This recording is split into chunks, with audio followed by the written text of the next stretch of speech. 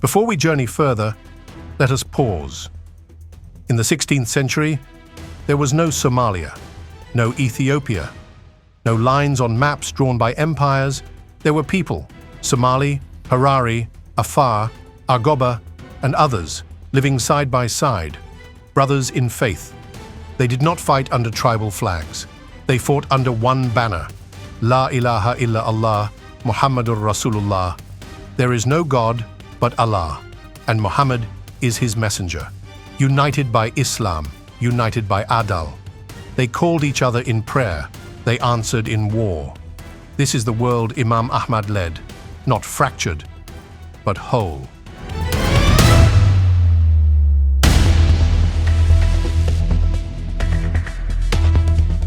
The Sultanate of Abyssinia reeled from the shock. Their mighty emperor watched from gilded halls as fortress after fortress fell. But empires do not die quietly, and this one was ready to answer. For years, the Solomonic dynasty had ruled the highlands with iron and incense. Now the fall of one sultan and the rise of a new force in Harar had shaken the very bedrock of their dominion. Priests warned of an enemy fueled not just by vengeance, but by a divine purpose. Advisors urged war, but the emperor knew this was not a skirmish. It was a reckoning.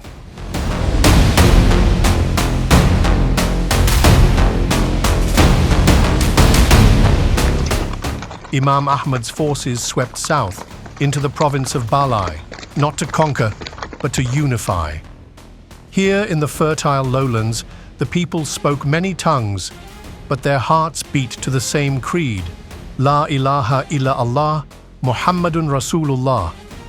The Imam's banners were not seen as foreign, but as a return to dignity, a return to justice. Village after village welcomed his forces, not with resistance, but with food, prayer, and trust. It was in Bale that the Imam showed the world that conquest could look like liberation.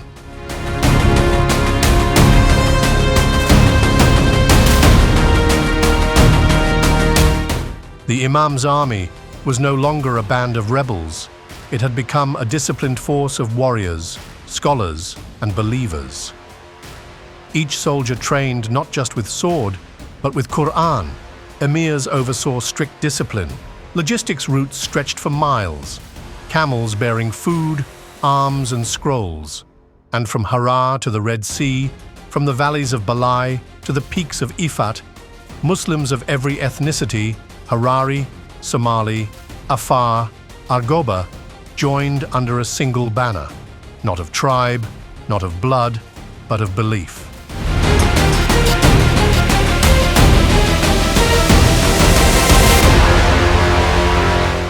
From Gondar to Aksum, the Abyssinian Empire began to rise.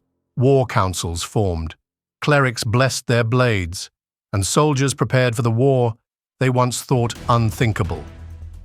The emperor, cloaked in royal gold, summoned his governors and bishops. He called for a holy resistance, not just a political campaign, but a religious war. From northern forts came soldiers in white robes and black cloaks. From ancient churches echoed the clang of metal. War drums shook the valleys.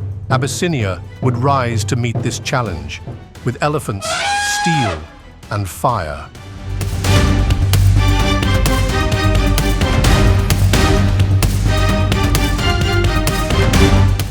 But Imam Ahmad had already prepared.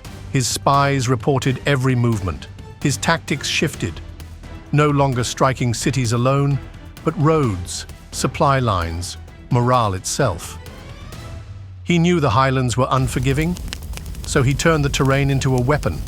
Traps were laid in narrow passes, scouts moved by night, and the Imam, as always, led from the front.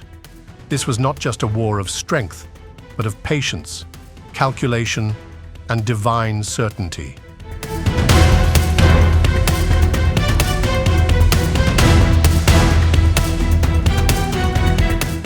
The armies met not in grandeur, but in fire. Valleys once green now ran red, with the first blood of a greater war. It was not a single battle, but dozens, raids, ambushes, full-scale assaults. The clash of faiths echoed through the Horn of Africa. Smoke from burning encampments filled the skies, and though Abyssinia fought with power, they had underestimated the unity that now flowed through Imam Ahmad's men like lifeblood.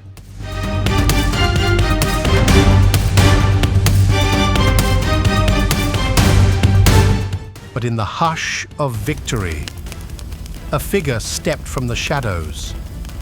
Her name was already whispered across the land, Bati del Wambara, the lioness of Harar. She walked through the camp, and even the most hardened warriors made way, heads bowed, eyes lowered. She didn't come to witness history, she came to shape it. Beside Imam Ahmad, she would not stand as a spectator, but as a leader, a strategist, and a fierce shield to his cause. From this night, the Imam's war was no longer his alone. It became theirs,